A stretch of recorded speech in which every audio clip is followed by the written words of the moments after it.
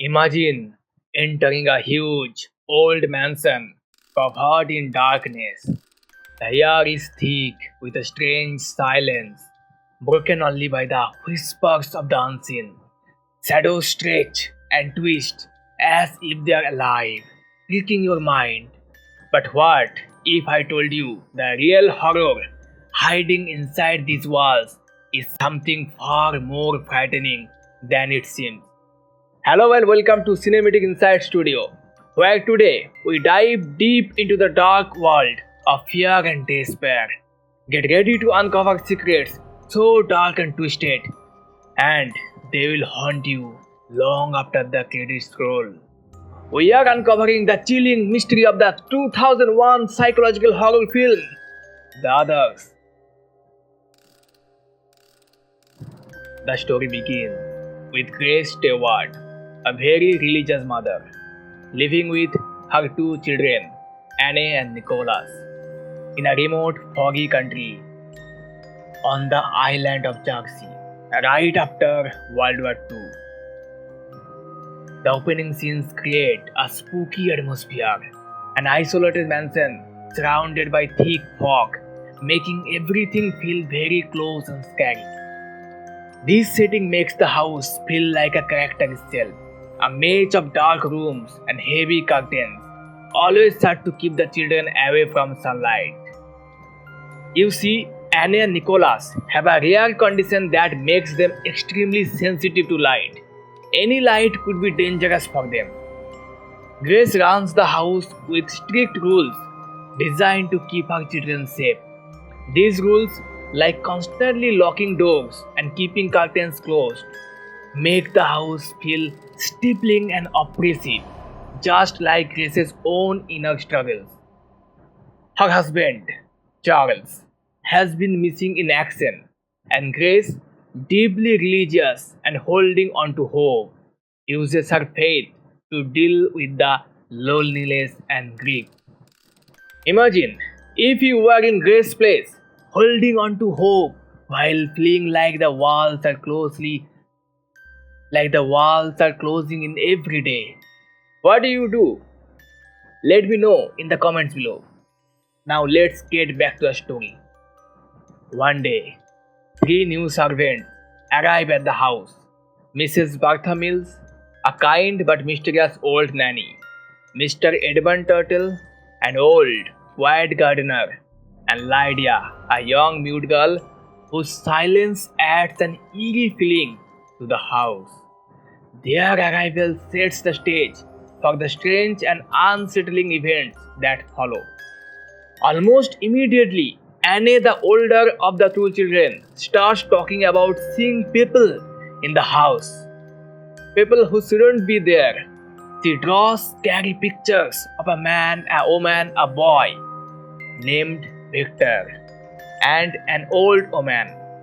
Grace thinks these are just imaginary, but the strange events keep getting worse. The piano plays haunting tunes by itself.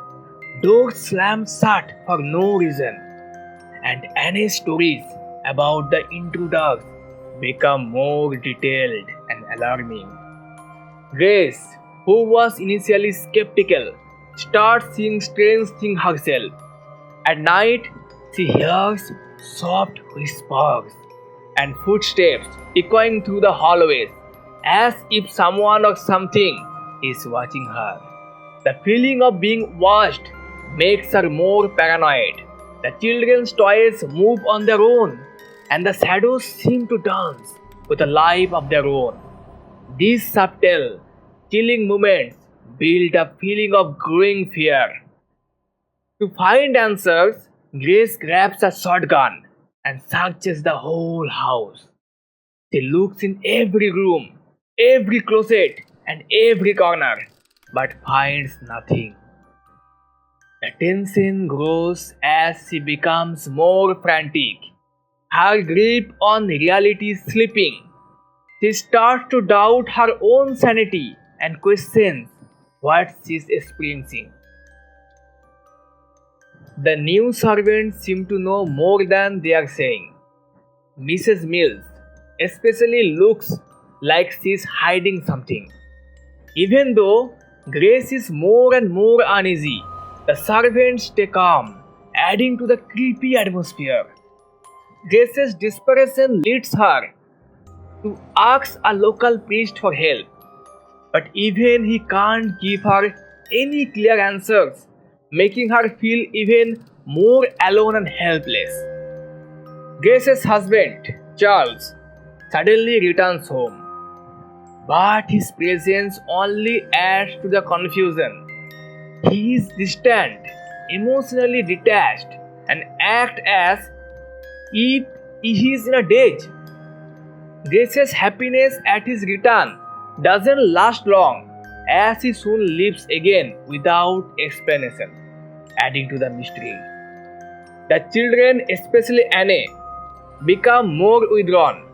Anne, who initially seemed to know more about the house's strange events, becomes more secretive. She talks to Mrs. Mills, who tells her not to share everything with Grace. This secrecy makes Grace even more paranoid. One night, in a fit of rage and fear, Grace attacks an old woman she finds dressed like Anne, only to discover she has struck her own daughter. This shocking event causes a rift between mother and daughter, with Anne pulling away from Grace. The tension in the house reaches a breaking point. The turning point comes when Grace discovers that all the curtains which protect her children from the dangerous sunlight have been removed. Panicking, she asks the servants to help her put them back, but they refuse, revealing their true nature. The servants, it turns out, have been dead for many years, and their ghostly presence has been causing the strange events in the house. Grace's sanity unravels as she realizes what is happening. She finds a photograph of the servants in a book of the dead, providing their ghosts. The children find the servants' graves, confirming the horrible truth. The servants explain they died of tuberculosis 50 years ago, and that the living and dead must share this house. In a terrifying climax, the children meet the old woman, who is actually a medium trying to communicate with the spirits in the house. The medium reveals the shocking truth. Grace, Annie, and Nicholas are the real ghosts. Grace's mind reels as she remembers the tragic events led to their current state. Driven mad by isolation and grief, she smothered her children and then took her own life. This revelation forces Grace to face the horrifying reality of her actions. As the truth sinks in, she and her children accept their fate as spirits trapped in the mansion. The servants assure Grace that they will learn to live with the living and that the children are no longer sensitive to light, a small mercy in their new reality. Victor's family, unable to stand the haunting, moves out of the house. Grace and her children, now fully aware of their ghostly existence, find a strange comfort in their eternal bond. The house remains a silent witness to their tragic story, a place where the living and dead continue to meet. Thank you for joining me on this dark and twisted journey into the heart of fear. If this look at the others left you chilled to the bone, don't forget to like, subscribe, and hit that bell icon, because you never know what's hiding in the shadows, waiting to be uncovered. Share your thoughts on this haunting tale in the comments below, and follow us on Facebook and Instagram for more spooky stories. Until next time, keep your eyes open, for in psychological thrillers, the scariest truths are often the ones we never see coming. And remember, you are never really alone in the dark.